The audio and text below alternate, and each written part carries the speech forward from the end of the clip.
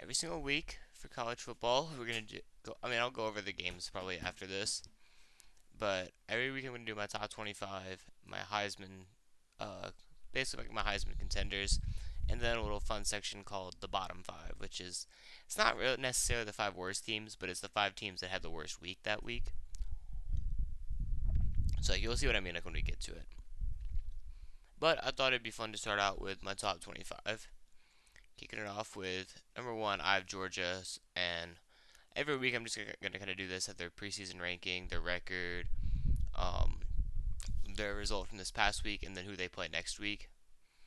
And I know you guys are probably gonna be calling me biased because I'm a Georgia fan, but we did win the national championship last year, and we did just beat a top 15 team by 46 points. Yeah, and I was only able to watch the first half because I had a soccer game that started at like halftime of the game.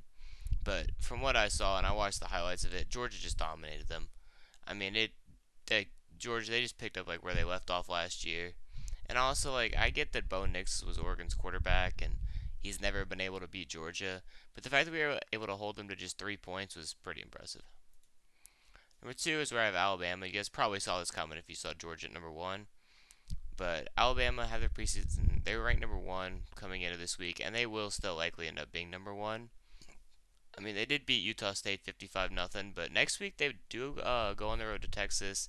I know what y'all are gonna say. Oh, they're gonna be up by 28 in the first quarter, probably, but I wouldn't count out Texas just because that's not an easy place to go in and get a win, or it usually isn't. But this Alabama team, I mean, they are having to replace a lot of talent, especially in the offensive skill positions. But at least like with Bryce Young and Will Anderson returning, and they still got plenty of talent all over that defense, so they should probably be. I think them and Georgia will likely be number one and two the whole season. Number three is where I have Ohio State. I know that they were ranked number two and they did beat a top five team, but they didn't really look very convincing doing it, or at least their offense didn't. Their defense looked pretty good. I mean, they were able to hold Notre Dame in check the whole time and only gave up 10 points. And I get that losing Jackson Smith and Jigba early with an injury did not help, but still, CJ Stroud looked a little bit underwhelming. The O line was pretty solid, and he had a decent amount of time to throw, and he still was kind of missing his guys a good bit, and their run game was basically non-existent. I expected more out of Tavion Henderson, but they do play Arkansas State next week, so we'll see if they can bounce back. So Clemson is actually playing right now. They're up like 24 to 10, I think. But if they somehow lose this, then you can just move everybody up one and put NC State in at 25. And all right, Michigan is where who I have at number five. You guys probably expected them to be lower, but I'm pretty high on this Michigan team. I mean, they did make the playoffs last year. The only reason why they're not higher and above Clemson is because I don't know who's going to be their quarterback. It really doesn't matter. I mean, I think both Cade McNamara and J.J. McCarthy are good quarterbacks. I mean, they're nothing great, but they're definitely serviceable. And Blake Corum, he's probably one of the better running backs in the country. And Michigan does have one of the better offensive lines, but they're having to replace a lot of talent across the D line. But if they can do that, then I don't see why they can't make the playoffs this year. And now Oklahoma is who I have at number six. They looked really, really good. I mean, it was a pretty. I know that they're playing UTEP, but they basically had to replace their whole team and their head coach. They have a new quarterback, Dylan Gabriel, who I'm pretty high on, and he looked really good in his first game. The receivers looked really good too, especially Marvin Mims. So I'm high on Oklahoma. I'm really not an Oklahoma fan at all, but I'm still high on them this year. Now I've Notre Dame falling to number seven. Once again, their offense just couldn't get anything going. Their defense looked pretty solid, especially because they were going up against what's supposed to be one of the better offenses. And they do play Marshall next week, and they don't have the most difficult schedule. But overall, I watched like a decent amount of the Notre Dame Ohio State game, but it really wasn't that interesting to watch. And I was way more interested in the Utah game. So I wasn't really able to get the best idea of how these two teams played, but what I could tell, I think that 3 and 7 are appropriate rankings for them. Now Baylor's who I have at number eight. I really don't like Baylor, and it kind of pains me to put them there, but I have to admit, somehow, some way, they may not have the best talent, but they somehow find ways to beat the crap out of bad teams. I mean, they play in the Big 12, so that's mostly who they play, but they're taking on another school I can't stand next week in BYU. And if they could beat them, then I mean, hey, maybe this team is legit, but until then, I can't really put them any higher than eight. Now Texas A&M is who I have falling to number 9. Honestly, I just wasn't too impressed with them. I thought that Anaya Smith and Haynes King looked good, but the offense was way too inconsistent as a whole. And I mean, the defense kept the shutout, but it says Sam Houston State, so I think that if they really want to compete in the SEC this year, they're going to have to be better than this. Now, USC is who I have at 10. I mean, they brought in all this new talent, brought in a new head coach, and their defense actually pretty good. They had not one, not two, but three pick sixes, which I don't think I've ever seen before. But overall, I think this team should probably be one of the better teams in the Pac-12, which isn't really saying much. That's just saying that they're going to be better than Utah and Oregon, which I definitely think is a possibility. Now, Wisconsin is who I have at 11. I'm pretty high on them. If Graham Mertz can just not screw everything up, then they should be set because they have who, in my opinion, is the best running back in the country in Braylon Allen. And remember, he's only an 18-year-old sophomore. As he put up like over 150 yards and 2 touchdowns. And Graham Mertz didn't look terrible, which is good for Wisconsin fans. And y'all kept a shutout. I mean, I know it's Illinois State, but hey, the defense looked good, so a lot to build off of for Wisconsin. Now Miami, they dropped 70. It was on Bethune Cookman and Tyler Van Dyke, who I was really high on. Didn't look great, but they still dropped 70 points. So I thought it was only fair to move them up a few spots, especially with how some of the other teams ahead of them did. And it's going to be a little while before they can really prove themselves because they don't really have any big games until, I don't know, maybe Clemson.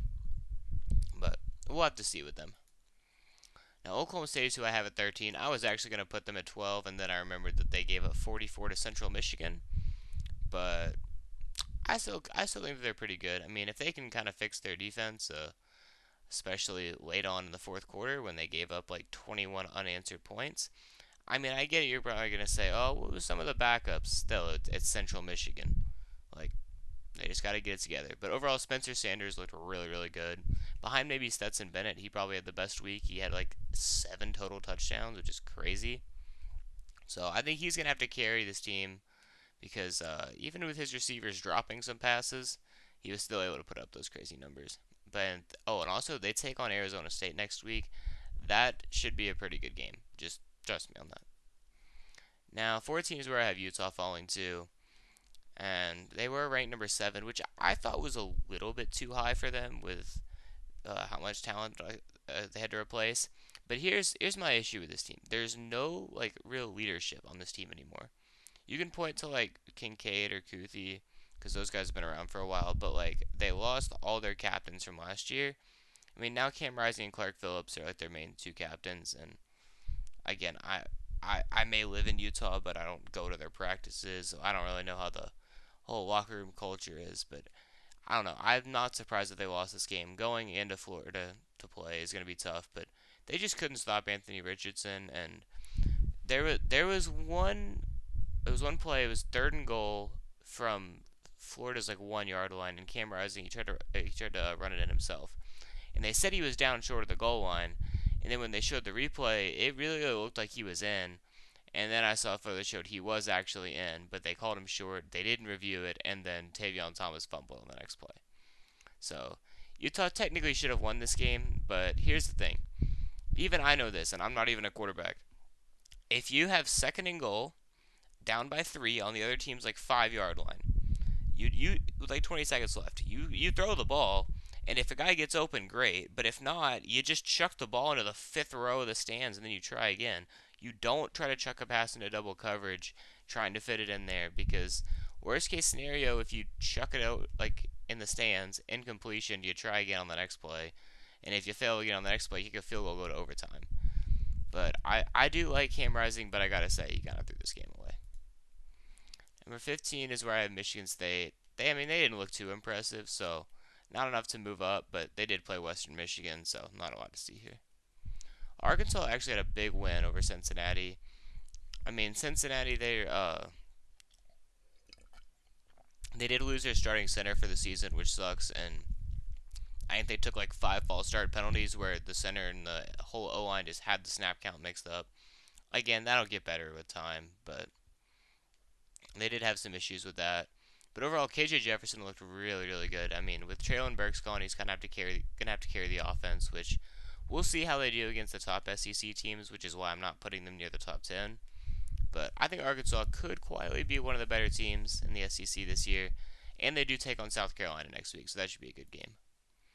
Now, I do have Florida at 17. I thought Utah was the better team against Florida, and Anthony Richardson was literally Florida's entire offense, but the defense looked good. They did beat a top 10 team, so I thought I'd give them a little bit of respect. 18 is where I have Pittsburgh. Yeah, I have them falling one after beating West Virginia. The second half, I'm kind of sad I missed it because I went to go see like my high school's girls soccer team play because I watched the first half of this and I was like, yeah, I don't really want to watch any more of this.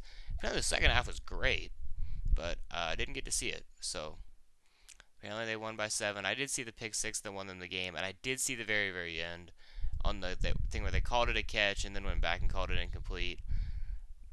I I don't know. I mean, I thought it was incomplete, but I'm not surprised that West Virginia fans think otherwise. But if Pitt can beat Tennessee next week, not only will I be happy, but I think I'll have to move them up a little bit. Now, 19 is where I have Kentucky. They really struggled in the first half, but they came out the second half firing. Like, literally, they returned the second half kickoff for a touchdown. And from then on out, it was just domination. But they were playing Miami, Ohio. And please, for the love of God, Kentucky, just beat Florida next week. Now, number 20 is where I have Ole Miss. They looked pretty unconvincing, but they were ranked 21 before, and with some of the teams in front of them losing, kind of had to move them up one with them winning. But again, they won't play any good teams until like Alabama, Auburn, a little bit later in the season. So that's like when I will really get a good idea of how good this team actually is. Now, Florida State at 21 is probably the first big surprise. If this were 4 years ago and they were 2-0, they'd be like number 3. But unfortunately, it's not the same Florida State team. Now, I was able to watch the Florida State LSU game. That game was incredible. I mean, both teams were trying to lose the game. I'm not going to recap what happened right now. I'll go over that later. But that game was great. LSU drove down the field 99 yards in the last like minute, scored a touchdown on the last play of the game, and then had the PAT blocked. So, I mean, if the LSU special teams weren't so bad, then they would have won. But there are 3 phases to the game, not just offense and defense. So you got to be good on all 3 if you want to win. Now, Wake Forest comes in at number 22. They were ranked number 22 before, and they beat VMI. Didn't even know they had a football team, so they're not moving up, but they're not moving down either. 23 is where at BYU. They move up 2 spots after beating USF 50-21. Their big test is going to be when they play Baylor at home next week. Maybe I'll go. Maybe. We'll see. Probably not, because I honestly couldn't cheer for either of these 2 teams. Like, I just can't do it. But, you never know. Maybe I'll go to that game. But honestly, whichever team wins that, I will have to move up a little bit in the rankings. But honestly, I think right now BYU, I mean, they're not having to replace a ton of talent, so it's basically the same team that they had last year, who I thought was really overrated, by the way. Thank you, UAB. But I'd say 23 right now is probably a good spot for them. Now 24 is where I have Oregon State. They absolutely slaughtered Boise State. It was just not even competitive. I mean, I watched the first half of this game. Remember, like, this is Pac-12 after dark. I'm not staying up till midnight to watch Boise State play Oregon State. But Boise State turned the ball over 4 times in the first half, which is not that's not going to win you a game. So Boise State basically in the second half, or Oregon State in the second half, basically just had to not screw everything up, and they came out with a win, which I thought was well deserved, and they looked pretty impressive. So I think it's time to put a little bit of respect on Oregon State's name, and I'll put them in at 24. Now number 25. This is hear me out on this one. Hear me out on this one. I know. This is probably like Vandy in the top 25. You smoking crack? No, I promise I'm not. I mean, I am kind of a Vanderbilt fan. My grandmother went there, but I can't physically cheer for Vanderbilt in football because that would just be too bad for my mental health. I've had to support Georgia for the last like 16 years, and aside from last year, those previous 15 years were not enjoyable. I can't imagine what it's like really being a Vanderbilt fan. But hey, it is cool to see them doing well. They're 2-0, And has this one comedian, so this is pretty funny. He said, "Don't tell me that they're just beating up on nobodies, because usually they are the nobody that people beat up on," and that is true. So I'm gonna start respecting Vanderbilt a little bit. I mean, they scored the most points out of every team in the country right now. So if they can keep that up, they're gonna stay in the rankings. So that's it for my top 25.